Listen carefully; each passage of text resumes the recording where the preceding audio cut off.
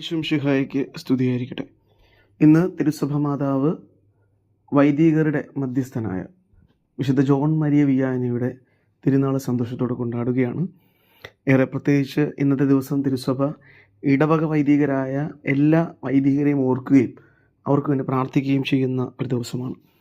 ഇന്ന് നമ്മൾ ധ്യാനിക്കുന്നത് മത്തായിയുടെ വിശുദ്ധ സുവിശേഷം 15-ാം അധ്യായം 1 മുതൽ 2 വരെയുള്ള വാക്യങ്ങളും 10 മുതൽ 14 വരെയുള്ള വാക്യങ്ങളുമാണ്.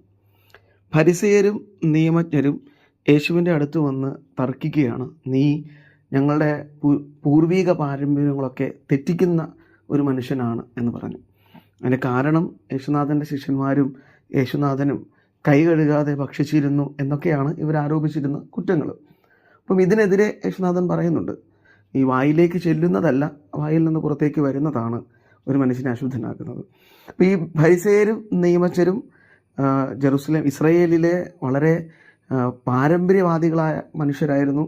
ഇവർക്ക് അഗാധ്യമായ പാണ്ഡിത്യം ഉണ്ടായിരുന്നു. നിയമത്തിലും പ്രത്യേകിച്ച് പഞ്ചഗ്രന്ഥികളിലും അല്ലെങ്കിൽ തിരുവചനങ്ങളിലുമൊക്കെ അഗാധ്യ പാണ്ഡിത്യം ഉണ്ടായിരുന്ന ഈ മനുഷ്യർ മറ്റു മനുഷ്യരെ ദൈവത്തിലേക്ക് അടുപ്പിക്കുന്നതിന് വേണ്ടി നിയോഗിക്കപ്പെട്ടവരായിരുന്നു.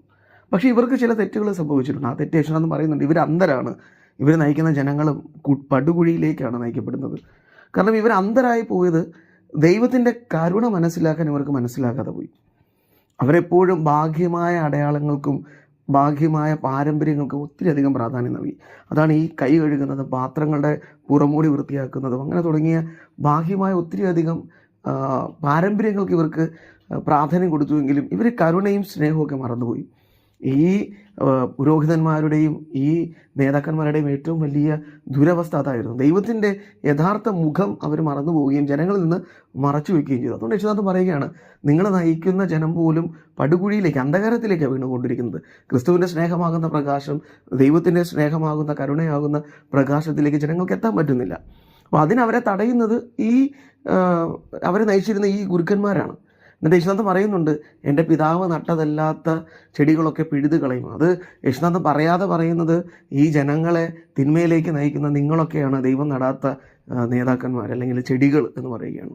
ഇന്ന് നമ്മൾ ധ്യാനിക്കുന്ന ഈ വിശുദ്ധ ജോൺ മരിയ വിയാനി, ആഴ്സ് എന്ന് പറയുന്ന വലിയൊരു നഗരം, എല്ലാവരാലും ഉപേക്ഷിക്കപ്പെട്ട ഒരു നഗരമായിരുന്നു. അവിടെ ഉണ്ടായിരുന്ന വലിയ പാപികളായ മനുഷ്യർ, കുറേയധികം വർഷങ്ങൾ ഒത്തിരിയധികം മനുഷ്യർ പരിശ്രമിച്ചെങ്കിലും ഒരിക്കൽ പോലും ജീവിതത്തിൽ മാനസാന്തരം വരാത്ത ഒരു കൂട്ടം ജനങ്ങൾ. അവിടെയാണ് എല്ലാവരാലും ഉപേക്ഷിക്കപ്പെട്ട ഒരു വൈദികൻ, അദ്ദേഹത്തിന് ബുദ്ധിക്കുറവുണ്ട്, അദ്ദേഹത്തിന് പഠന വൈകല്യമുണ്ടെന്നൊക്കെ പറഞ്ഞ് മാറ്റി നിർത്തിയ ഈ പുരോഹിതൻ, ക്രിസ്തുവിൻ്റെ കയ്യൊപ്പുള്ള പുരോഹിതൻ ആ ഇടവകയിലേക്ക് ഇറങ്ങി ചെല്ലുകയാണ്.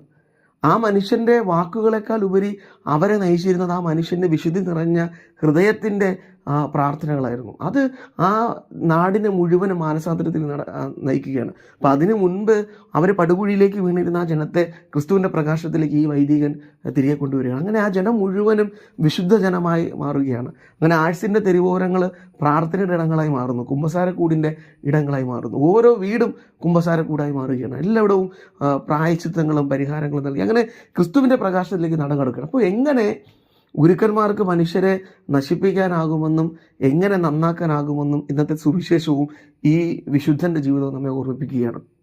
തിരുസഭ നമ്മെ ഓർമ്മിപ്പിക്കുന്ന നാം ഓരോരുത്തരും മറ്റു മനുഷ്യരെ ക്രിസ്തുവിലേക്ക് നയിക്കേണ്ട ഗുരുക്കന്മാരാണ്. നമ്മുടെ ഉള്ളിൽ ക്രിസ്തുവിൻ്റെ ആ പ്രകാശം പകർന്നു കിടപ്പുണ്ട്. എൻ്റെ ഈ ജീവിത വേദികൾ മറ്റു മനുഷ്യർക്കും ക്രിസ്തുവിലേക്ക് എത്താനുള്ള വഴിയായി മാറണം. അത് അടച്ചു കളയുന്ന മനുഷ്യരെ മാറുന്നു. ബാഹ്യ പാരമ്പര്യങ്ങൾക്ക് പ്രാധാന്യം കൊടുത്ത്, നിയമങ്ങൾക്ക് പ്രാധാന്യം കൊടുത്ത് ജനങ്ങളുടെ ഹൃദയത്തെ ദൈവത്തിൽ നിന്ന് അകറ്റുന്ന മനുഷ്യരായി നമ്മൾ മാറരുതെന്ന് സുവിശേഷം നമ്മെ ഓർമ്മിപ്പിക്കുകയാണ്. ഈ സുവിശേഷം ധ്യാനിക്കുമ്പോൾ നമ്മളും ദൈവം നട്ട ചെടികളാണെങ്കിൽ മറ്റു മനുഷ്യരെ നന്മയിലേക്ക് നയിക്കുന്ന മനുഷ്യരെ മാറുമ്പോഴാണ് അത് സാധ്യമാകുന്നത്. ക്രിസ്തുവിനോട് നമുക്കും പ്രാർത്ഥിക്കാം. എൻ്റെ ജീവിതത്തിലും ഈ ബാഹ്യമായ നിയമങ്ങൾക്ക് പ്രാധാന്യം കൊടുക്കുന്ന മനുഷ്യരാണെങ്കിൽ അതൊക്കെ മാറി ക്രിസ്തുവിൻ്റെ കരുണയ്ക്കും സ്നേഹത്തിനും മറ്റു മനുഷ്യരെ ദൈവത്തിലേക്ക് അടുപ്പിക്കുന്നതിനും എന്നെ സഹായിക്കണം. യേശുനാഥൻ അതിന് നമ്മെ അനുഗ്രഹിക്കട്ടെ. ആമേൻ.